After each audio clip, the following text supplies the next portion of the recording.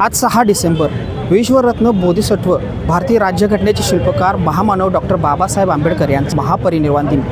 या महापरिनिर्वाण दिनाच्या पार्श्वभूमीवर मुंबई येथे चैत्यभूमीवर मोठ्या प्रमाणावर भीम अनुयायांची गर्दी, लाखोंचा जनसमुदाय एकवटला आहे। त्याचबरोबर कोल्हापुरातील ऐतिहासिक बिंदू चौकामध्ये डॉक्टर बाबासाहेब आंबेडकरांना अभिवादन करण्यासाठी मोठ्या प्रमाणावर हजारोंच्या संख्येने जिल्हाभरातून भीम अनुयायी इथे जमल्याचं आपल्याला पाहायला मिळते।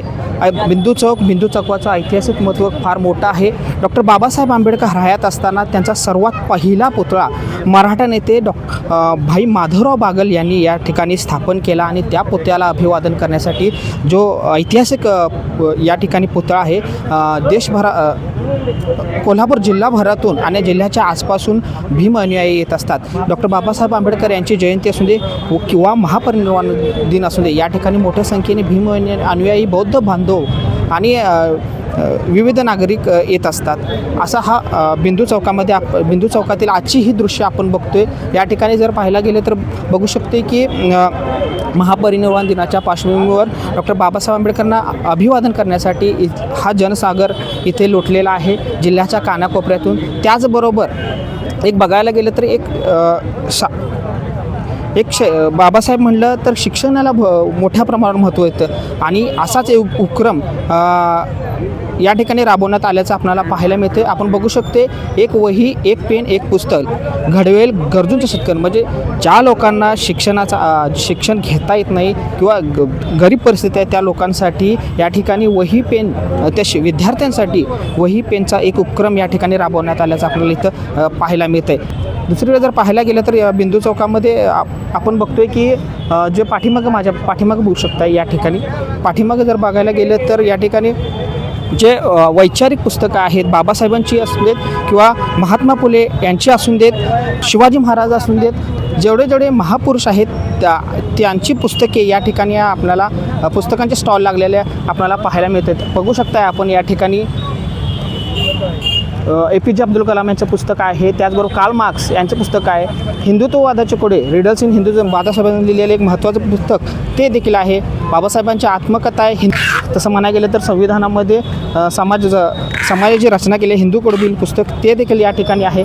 अशा विविध प्रकारचे स्टॉल्स या ठिकाणी लागण्याला आपल्याला पाहायला मिळते। त्याचबरोबर चालू घडामोडीची जी महत्त्वाची आहेत, बाबासाहेबांच्या संविधानावर चालणारे जे विचार आहेत त्याची पुस्तकं आपल्याला इथं पुस्तकांचे स्टॉल लागलेले देखील आपल्याला इथं पाहायला मिळते। हा बिंदू चौकामध्ये दरवेळी असे विविध स्टॉल लागलेले असतात। आजही हे स्टॉल लागलेले आपल्याला पाहायला मिळते। या ठिकाणून हा जो ठिकाण आहे या ठिकाणून काहीतरी भीम अनुयायांनी असून दे किंवा इतर लोकांनी असून दे काहीतरी वैचारिक बाबासाहेबांचे विचार घेऊन जाणं या हेतूने हे सगळं इथं करण्यात आलेलं आहे। आपण बघू शकता माझ्या पाठीमागे आणखीन माझ्यासोबत काही भीम अनुयायी आहेत जे डॉक्टर बाबासाहेब आंबेडकरांना अभिवादन करण्यासाठी बिंदू चौकामध्ये आले। त्यांच्याकडून जाणून घेऊयात नेमक्या त्यांच्या भावना काय आहेत, काय त्यांच्या प्रत्येकाने इथून काय घेऊन जाणार आहे ते काय सांगाल। आज तुम्ही बाबासाहेबांना अभिवादन करण्यासाठी या ठिकाणी आलेले आहात, काय नेमक्या भावना आहेत? जय भीम सर्वांना। या ठिकाणी बाबासाहेब स्वतः हयात असताना हा ऐतिहासिक इथं पुतळा बसवलेला आहे, जो बाबासाहेबांनी स्वतः या पुतळ्याचं उद्घाटन केलेलं आहे आणि हा एक ऐतिहासिक वारसा या कोल्हापूरचा आहे।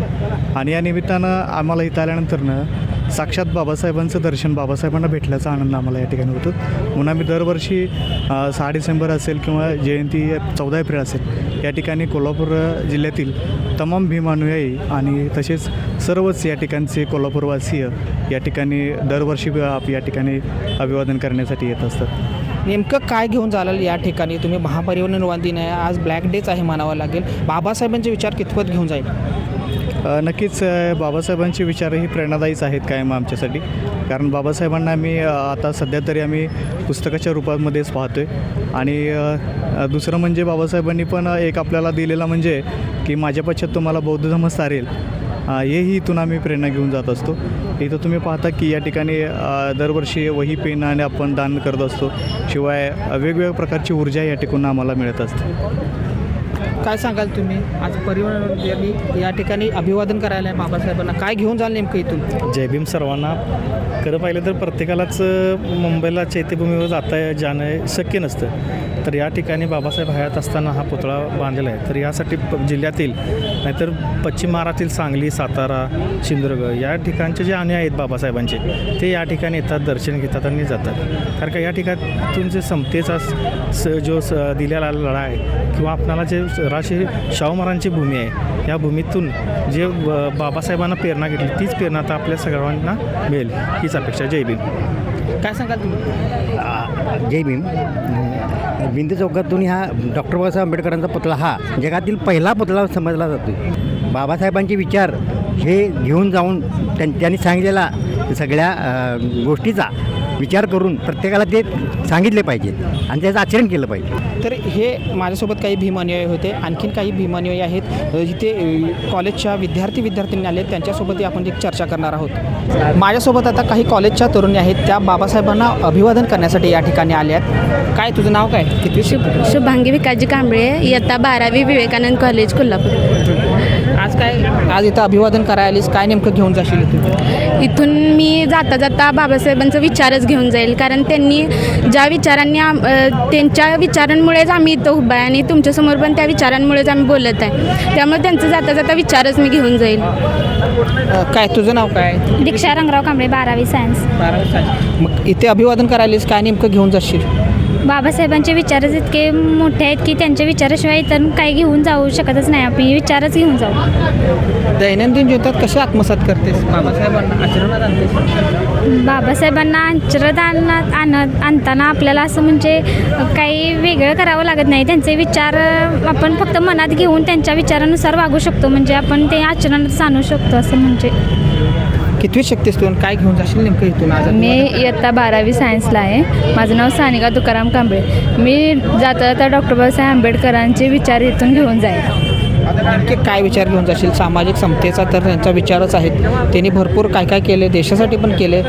दैनंदिन जीवनामध्ये तू कशी आचरणात आणते बाबासाहेबांचे विचार? डॉक्टर बाबासाहेब आंबेडकरांनी जसे स्त्री पुरुष समानता निर्माण केली, त्याच ह्याने मी आज 12वी सायन्स या वर्गात मुलांच्या समानतेने मी शिकत आहे. तिथे त्यांचे ते विचार मी कधीच विसरू शकत नाही. सामाजिक समतेचा प्रश्न येतो, तू दैनंदिन जीवन कॉलेजमध्ये शिकतेस, काय असा वेगळा अनुभव येत नाही की बाबासाहेबांनी जेव्हापासून जाती निर्मूलन केले तेव्हापासून व्यवस्थित आहे वाटते तुला? हो, नक्कीच म्हणता येईल. कारण म्हणजे आम्ही आता कॉलेजमध्ये शिकतो आहे, त्यामुळे कोणी आम्हाला तर म्हणत नाही की तुमची जात ही आहे किंवा ही आहे. आम्हाला आमच्या क्वालिफिकेशननुसार आम्हाला जज केलं जातं. त्यामुळे आम्ही नक्कीच म्हणू की त्यांनी दिलेलं संविधान हे म्हणजे आमच्यासाठी खूपच लाभदायक आहे. आणि त्यांनी आम्हाला एक वाक्य सांगितलं की शिका, संघटित राहा आणि संघर्ष करा. तर त्यांनी दिलेल्या त्या वाक्याचा आम्ही नक्कीच अवलंब करू आणि असंच म्हणजे नक्कीच शिक्षण घेऊन पुढील समाजाला देखील आम्ही म्हणजे कार्य करू आणि चांगला समाज घडवण्यासाठी नक्कीच प्रयत्न करू. काय असा नवा संकल्प केलास काय आज अभिवादन करायला तू आलीस इथे?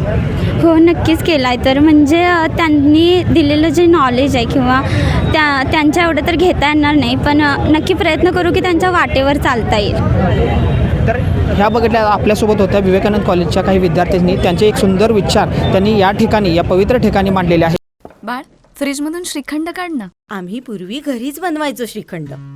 त्याची चवच वेगळी होती. आता काय सगळं रेडीमेड.